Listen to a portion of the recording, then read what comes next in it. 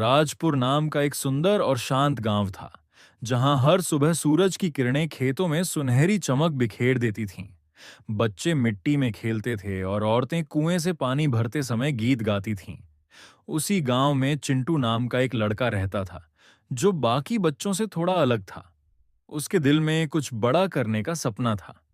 जब उसके पिता शहर जाते और उसे साथ ले जाते, तो चिंटू हमेशा शहर की बड़ी बड़ी सड़कों, रंग बिरंगे दुकानों और सबसे ज्यादा रेस्टोरेंट्स को देखता। उसे वहां का माहौल, खाना और खुशबू बहुत आकर्षित करती थी। वह सोचता कि हमारे गांव में क्यों नहीं ऐसा कुछ हो सकता, जहां लोग परिवार के साथ बैठकर स्वादिष्ट खाना खाएं, हंसे, बातें करें और आनंद लें। लेकिन गांव में तो सब अपने अपने घर का खाना खाते थे। कोई बाहर जाकर कुछ खरीदने की कल्पना भी नहीं करता था। एक दिन चिंटू अपनी दादी के साथ बैठा था। जब उसने धीरे से पूछा, दादी, अगर मैं अपने गांव में रेस्टोरेंट खोल दूं तो कैसा रहेगा? दादी हंस पड़ी और बोली, अरे पगले, यहां कौन बाहर जाकर खाना खाएगा? सबके घर में चूल्हा जलता है। पर चिंटू के मन में उस हंसी के पीछे छुपी चुनौती ने आग जला दी। उसने ठान लिया कि एक दिन वह अपने गांव में ऐसा रेस्टोरेंट बनाएगा, जो सिर्फ खाने की जगह नहीं बल्कि एक अनुभव होगा, जहां लोग स्वाद के साथ जुड़ाव महसूस करेंगे। उसका सपना छोटा नहीं था, लेकिन साधन बहुत कम थे। चिंटू के पिता एक किसान थे, जो दिन रात मेहनत करके बस इतना कमा पाते थे कि घर का खर्च चल सके। जब चिंटू ने अपने पिता से कहा कि वह गांव में रेस्टोरेंट खोलना चाहता है, तो पिता ने प्यार से समझाया, बेटा, खेती में ही असली सुख है। खाना खिलाने का काम शहरों में होता है, गांव में नहीं। लेकिन चिंटू ने हार नहीं मानी। उसने सोचा कि शुरुआत छोटी करनी होगी। इसलिए उसने गांव के स्कूल के बाहर बच्चों को टिफिन में पराठे और सब्जी बेचना शुरू किया। उसकी माँ सुबह सुबह उठकर मदद करती और चिंटू उन्हें बड़े प्यार से पैक करता। स्कूल के बच्चे उसकी स्वादिष्ट पूरी सब्जी और खट्टे मीठे अचार के दीवाने हो गए। धीरे धीरे उसका नाम पूरे गांव में फैल गया। लोग कहने लगे कि चिंटू के हाथ का स्वाद तो शहर वालों जैसा है। यह सुनकर चिंटू के भीतर आत्मविश्वास और भी बढ़ गया। कुछ महीनों में उसने थोड़ा पैसा बचा लिया और अपने घर के बाहर एक छोटा सा ठेला लगाया, जिसका नाम उसने रखा गांव की थाली। पहले दिन सिर्फ 5 लोग आए, दूसरे दिन 10 और तीसरे दिन 20। चिंटू हर ग्राहक का मुस्कुराकर स्वागत करता, उन्हें साफ सुथरी थाली में गरम गरम पूरी, छोले, रायता और सलाद परोसता। गांव वाले चौंक गए कि इतनी छोटी उम्र का लड़का इतना स्वादिष्ट और साफ खाना कैसे बना सकता है। धीरे धीरे लोग उस ठेले के आगे लाइन लगाने लगे। बच्चे, बूढ़े, किसान सब उसके ठेले पर आने लगे। लेकिन जहां सफलता होती है, वहां कुछ लोग जलने भी लगते हैं। गांव के एक आदमी हरिराम, जो चाय की दुकान चलाता था, उसे बुरा लगने लगा कि लोग अब उसकी दुकान पर कम आने लगे हैं। उसने एक दिन गुस्से में चिंटू के ठेले पर जाकर कहा, तू छोटा बच्चा है, रेस्टोरेंट क्या चलाएगा? हमारा धंधा खराब कर रहा है। लेकिन गांव के कुछ बुजुर्गों ने उसे समझाया कि मेहनत करने वाले को नीचा दिखाना ठीक नहीं। चिंटू ने भी झगड़ा नहीं किया, बस मुस्कुराकर कहा, मैं किसी से लड़ने नहीं, सबको खिलाने आया हूं। उसकी इस बात ने गांव वालों के दिल जीत लिए। 6 महीने बीत गए और चिंटू ने अपने ठेले से इतना बचा लिया कि वह गांव के चौक में एक छोटी सी दुकान किराए पर ले सका। उसने वहां टेबल कुर्सियां लगाईं, दीवारों पर रंग बिरंगे पोस्टर लगाए और दुकान के बाहर बड़ा सा बोर्ड लगाया, गांव में रेस्टोरेंट। शुरुआत में लोग हिचकिचा रहे थे, लेकिन जब उन्होंने अंदर की साफ सफाई, सलीका और खाने का स्वाद देखा, तो वे हैरान रह गए। बच्चों के लिए उसने गांव वाला बर्गर नाम की डिश बनाई, जिसमें आलू टिक्की, ताजी सब्जियां और दादी का बनाया हुआ घर का सॉस होता था। ये डिश तो इतनी मशहूर हुई कि आसपास के गांवों से भी लोग उसे छकने आने लगे। रेस्टोरेंट का माहौल बहुत प्यारा था। लाल कपड़े की टेबल, मुस्कुराते हुए सर्विस करने वाले और दीवारों पर गांव के दृश्यों की पेंटिंग्स। अब चिंटू के माता पिता भी उसकी मदद करने लगे। पिता काउंटर पर बैठे रहते, माँ मिठाई बनाती और दादी स्वाद का ध्यान रखती। दादी हर सुबह कहती, खाना बनाना सिर्फ पेट भरने के लिए नहीं, दिल जीतने के लिए होना चाहिए। चिंटू हर डिश बनाते समय यही सोचता कि जो भी इसे खाएगा उसे घर जैसा प्यार महसूस हो। धीरे धीरे यह रेस्टोरेंट गांव का मिलन स्थल बन गया।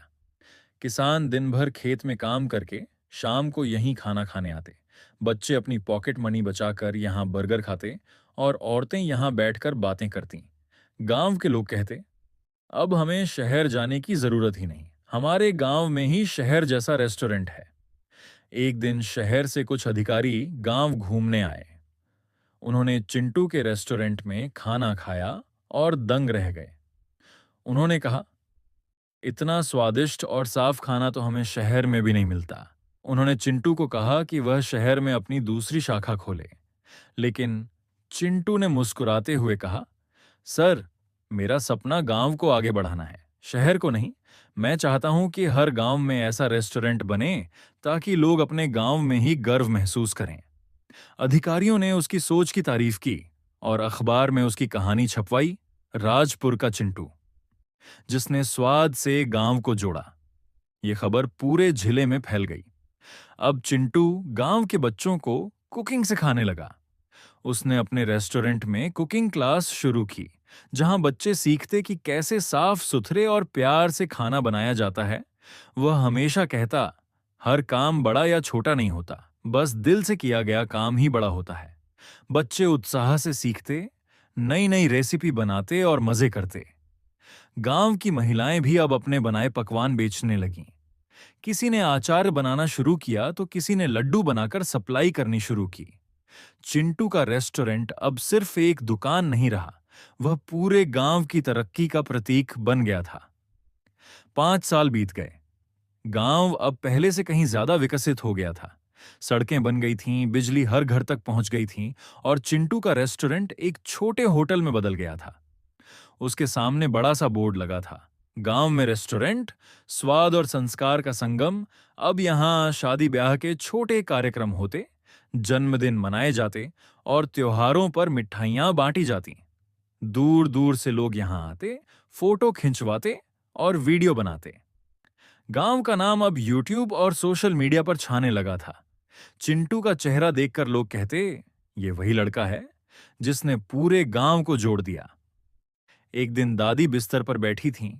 चिंटू उनके पास आया तो दादी बोली, बेटा, जब तूने कहा था कि गांव में रेस्टोरेंट बनाएगा, तब मैंने तेरी बात पर हंसी उड़ाई थी। पर आज तूने वो कर दिखाया जो बड़े बड़े शहरों के लोग भी नहीं कर पाते। तूने सिर्फ खाना नहीं बनाया, तूने रिश्ते बनाए, लोगों के बीच प्यार जगाया। चिंटू ने दादी के पैर छुए और कहा, दादी, अगर आपका आशीर्वाद ना होता तो यह सपना कभी सच्चा नहीं होता। दादी की आंखों में खुशी के आंसू थे। कुछ ही समय बाद चिंटू ने अपने गांव के बच्चों के साथ एक नई पहल शुरू की, गांव का स्वाद हर दिल तक। अब वह अपने रेस्टोरेंट में बने खाने को दूसरे गांवों तक पहुंचाने लगा। उसने गांव के युवाओं को रोजगार दिया, महिलाओं को प्रशिक्षण दिया और सबको यह सिखाया कि मेहनत, सच्चाई और सफाई से किया गया काम कभी छोटा नहीं होता। रेस्टोरेंट अब एक परिवार की तरह चलने लगा था, जहां हर कोई एक दूसरे की मदद करता, मुस्कुराता और खुश रहता। रेस्टोरेंट की दीवार पर अब एक बड़ा बोर्ड लगा था, जिस पर लिखा था, यहां खाना सिर्फ पेट नहीं, दिल भरने के लिए मिलता है। चिंटू रोज सुबह सूरज की ओर देखकर कहता, भगवान, आज भी किसी का दिन मेरे खाने से खुशहाल हो जाए। जब लोग आते और कहते, भाई तेरे खाने में तो जादू है, तो चिंटू बस मुस्कुरा देता, क्योंकि वह जानता था कि उस जादू का नाम था मेहनत, प्यार और सपनों का स्वाद। समय बीतता गया, लेकिन गांव में रेस्टोरेंट अब एक मिसाल बन चुका था। पूरे जिले के स्कूलों में बच्चों को उसकी कहानी सुनाई जाती थी कि कैसे एक छोटे से लड़के ने अपने सपनों को सच किया और गांव की तस्वीर बदल दी। चिंटू अब प्रेरणा बन गया था। उसने गांव के लोगों को सिखाया कि सपना चाहे कितना भी बड़ा क्यों ना हो, अगर दिल में सच्चाई और दिमाग में लगन हो, तो उसे पूरा किया जा सकता है। एक दिन उसने पूरे गांव को अपने रेस्टोरेंट में बुलाया और कहा, मैं अकेला कुछ नहीं कर सकता था। ये सब आप सबकी वजह से हुआ है। मैं बस यही कहना चाहता हूं कि हम सबके भीतर कोई ना कोई हुनर छुपा है। फर्क सिर्फ इतना है कि कोई डर जाता है और कोई कोशिश करता है। मैंने कोशिश की और आज गांव में शहर का स्वाद आ गया। पूरा गांव तालियों से गूंज उठा और आसमान में आतिशबाजी होने लगी। उस रात गांव की गलियों में सिर्फ एक ही खुशबू थी, गांव में रेस्टोरेंट के खाने की, जो अब गांव की पहचान बन चुकी थी। कहानी का अंत यही बताता है कि अगर मन में सच्चा सपना हो, तो मिट्टी की गली भी सफलता की सड़क बन सकती है। गांव का वह लड़का जिसने कभी शहर के रेस्टोरेंट में बैठकर सिर्फ सपना देखा था, अब अपने गांव में हजारों लोगों को रोज मुस्कुराने की वजह दे रहा था। और इस तरह गांव में रेस्टोरेंट सिर्फ एक जगह नहीं रही, वह पूरे गांव की आत्मा बन गई, जहां स्वाद था, संस्कार थे और सबसे बढ़कर था इंसानियत का एहसास।